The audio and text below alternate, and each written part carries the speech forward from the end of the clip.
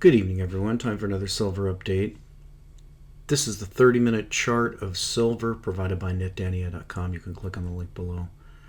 And you can see that we have a bullish formation here. Silver appears like it wants to go higher. We've got a descending volume formation and we've got an ascending flag formation. You can see the last flag that we had was right here. And you can see that we broke out of it. I think there's probably about a 70% chance we'll break out of this one. Now, there have been in the past that 30% of the time when you get a massive smackdown. This would be a very good time for them to do a massive smackdown, and the reason why is because of this volume here. If they do a really big smackdown at this point and get the price to turn around, then we've got, in the longer term, and I'll show you the longer term here, it's going to look like a volume top sort of thing. So if that's the case, then this could be a top and we would go down from here. If this can break out from here on this volume with that volume behind it, that's going to be really bullish. So this is on the heels of the Greek vote. The vote is in and they've elected this Syriza party. I don't know how to pronounce the guy's name, to Paris, whatever. He's basically a communist. And so read the news here in a second. Now this is the euro, and you can see that the euro is plunging to new lows, although it does kind of look like there's some intervention that came in here. You can see that on the news of the vote there with the opening, the euro dropped to new lows right here. And you can see the volume, probably the ECB maybe coming in and intervening with the euro. I'm not really sure. Other news, there's just a lot going on with the currencies. I don't think I've covered the Canadian dollar, but that's a wild ride with the Canadian dollar. You can see that. The Russian ruble is still in a very lofty territory, up in the 60s. Another currency that has had some action recently is the Norwegian krona, which is being devalued now. I think there's some euro news. I haven't had a chance to catch up on that. So you can see big action in the kroner, a move from in 2013 about 5.4 and now 7.8. So that's a 50% devaluation of the currency. So big things going on. Now let's look at the Greek news here. This is the story from Yahoo 1 hour ago. Greek leftist leader Tsipras, I don't know how to pronounce it, claims victory over austerity. And this guy's a communist. He grew up as a communist. He's never held a job in his life. I think the saying here, the saying for the party was waiting for hope, or hope is arriving, or something. We'll see it when we read the story. Anti-bailout party on course to form government. Could end up with absolute majority. Euro falls to near 11-year low. Syriza aims to write off debt, boost wages and pensions. Okay, how are you going to do that? Syriza's victory would be a turning point in the Eurozone crisis. Athens. Greek leftist leader Alex Tsipras promised on Sunday that 5 years of austerity, humiliation, and suffering imposed by international creditors were over after his Syriza party swept to victory in a snap election on Sunday. With about 92% of the votes counted, Syriza was set to win 149 seats. Samaras conceded victory, etc. Nevertheless, the 40-year-old is on course to become Prime Minister of the first Eurozone government, openly opposed to the kind of severe austerity policies which European Union and International Monetary Fund imposed on Greece as a condition of its bailout. Greece leaves behind catastrophic austerity It leaves behind fear and authoritarianism. It leaves behind 5 years of humiliation and anguish, he told thousands of cheering supporters gathered in Athens. Financial markets reacted nervously, and it goes on. Syriza's campaign slogan, "Hope is coming," resonated with voters worn down by huge budget cuts and heavy tax rises during 6 years of crisis that has sent unemployment over 25% and pushed millions into poverty. Now, how do budget cuts and tax increases push people into unemployment? Well, it does if you're a socialist economy where most of the people are employed by the government. And that's what Greece is. It's not surprising that they elected a communist. This isn't going to get any better. So what would you do? What should he do? Well, if he were a free market person, I wouldn't have any problem with him saying, yeah, we're reneging on this debt. We're writing it off. We're not paying any of it. And then just go to maybe a free market system and do business with Russia or China, perhaps. But I don't think that's what this character is going to do. I think he's going to bow to Brussels and he's going to get more bailout money. And I don't think there's any other course. I don't think they're going to leave the EU. I think they're just going to ask for the debts to be reduced and then given more money. So to call this an anti-bailout party, that's ridiculous. This is the bailout party. They want more bailouts. They don't want to pay their own way. They just want a freebie. So let's look at some of the statistics here. Here's the Greek national debt clock. And you can see now Greece has a population of roughly 10 million people. These are rough figures. So, this is euro. Okay, so we want to convert to US dollars. So 480. So that's about right. We've got 43,000 debt per citizen and $480 billion. That's a lot of money. Debt as a percentage of GDP is reported here at 215%. I don't think that's accurate, but again, these are rough figures. So can Greece pay this debt off? Well, the thing that's interesting about this is everybody's talking about how onerous this debt is.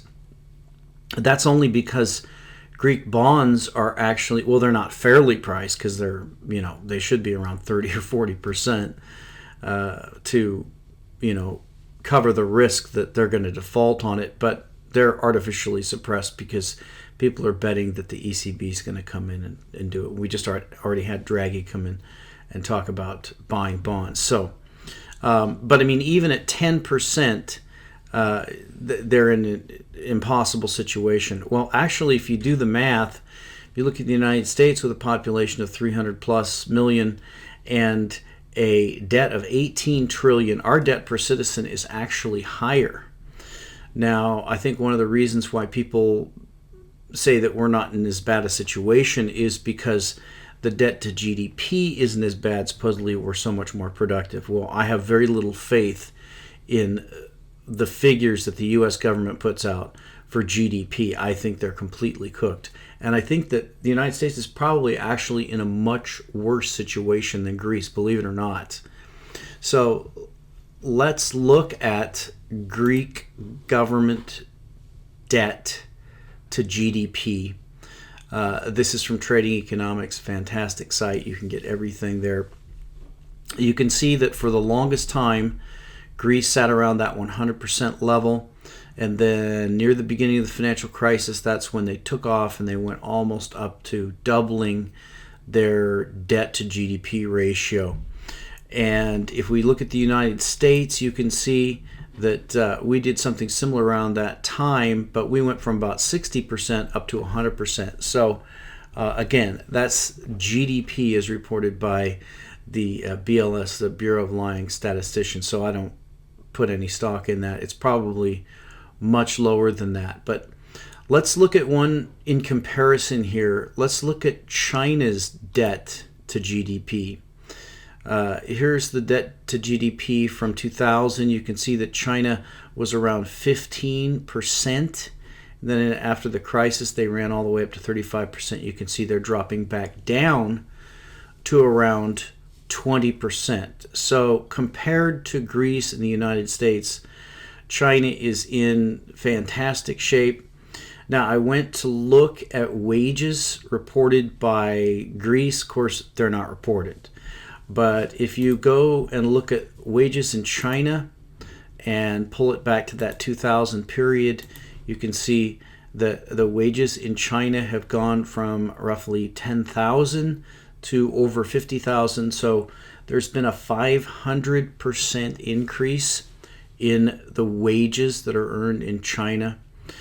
Just to look at some other statistics, just to show you how much better they're doing. Let's take a look at the unemployment rate. Of course, virtually no one's unemployed in hardly any of the Asian countries because they just don't believe in that.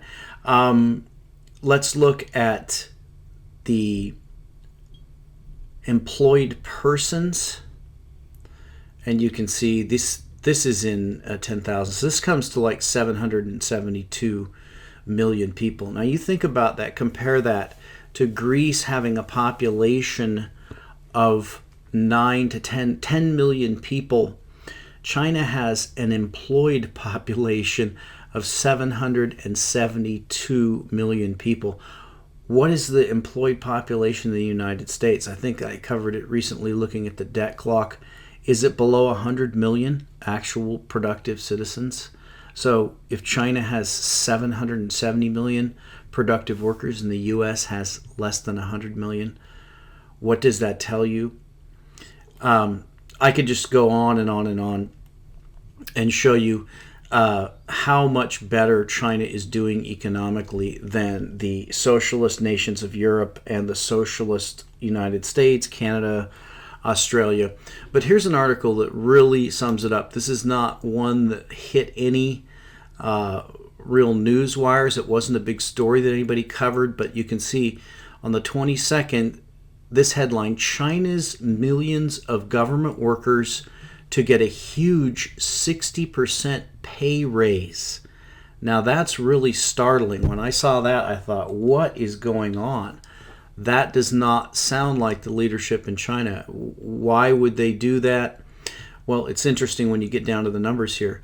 Look at this. China's 39 million civil servants and public workers. Civil servants and public workers. Did you get that?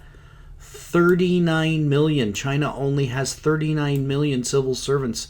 And what does that include?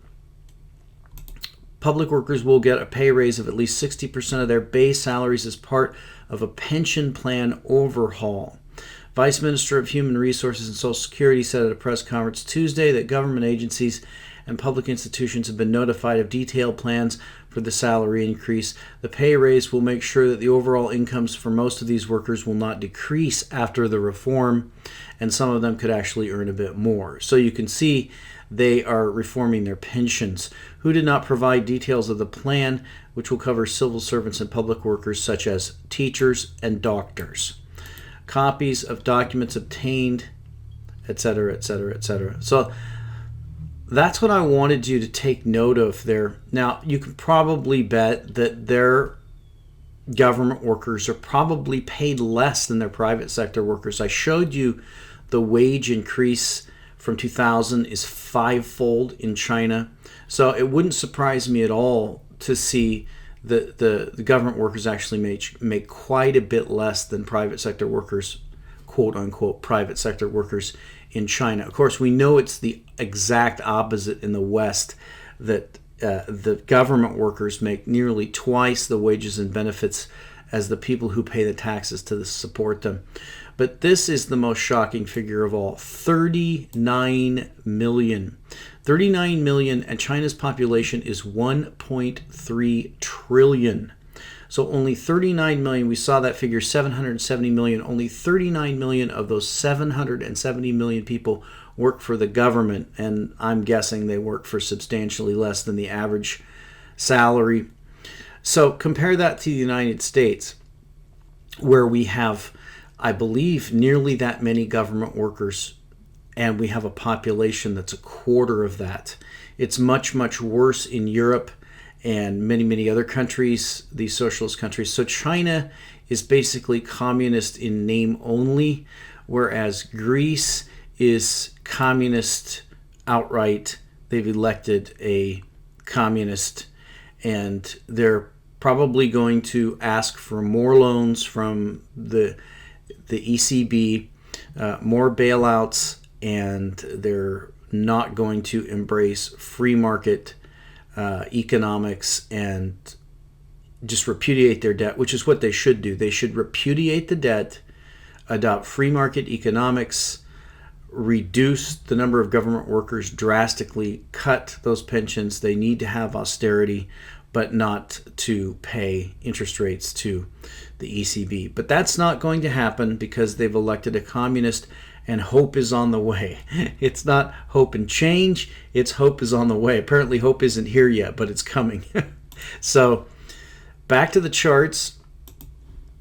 Silver is looking very, very bullish. The other thing I wanted to look at here, well, I want to pull up the MACD to take a look at the monthly to see if we got that cross. You can see we don't yet have that cross. Even with this massive move, we don't yet have that cross. But let's leave up the monthly here and go and look at some others, because I posted some charts on the member site the other day showing silver in other currencies, and the move in other currencies is really dramatic. Let's first look at silver in the euro, and you can see, look at how dramatic that move is. You can see that the monthly has crossed over. It's a big spike. Look at the size of that spike. That is the third largest spike we've got in this chart, going all the way back to 1996. Besides the one that we had in the run-up to 2010, and then the spike top, maybe this one here. So third or fourth largest one. Another one we want to look at is silver priced in Japanese yen, and that is also taking off. So these countries that are involved in these competitive devaluations, their currencies are falling, and gold and silver are rising in their currencies. That's to be expected. It's apparently going to be the case that the United States is going to be the last one to go. I don't know. Maybe they'll announce QE4. You can see, though, we've got that cross there. So we've got monthly crosses in both the Euro silver chart and the Japanese silver chart. I think we're going to get one soon in the US dollar silver chart. Last thing to look at here is crude oil. You can see that we're going into new lows again. The market has turned down, and we got a gap down, nearly down to that 44 price. I'm not sure if that was a new low. No, we're testing these lows again, and this is a harbinger of some pretty serious economic concerns here, considering that I've showed you the chart before. We only barely tested this area before during the height of the financial crisis, and we're going back here again. So there's probably going to be fireworks on the horizon pretty soon, and we'll talk to you next time.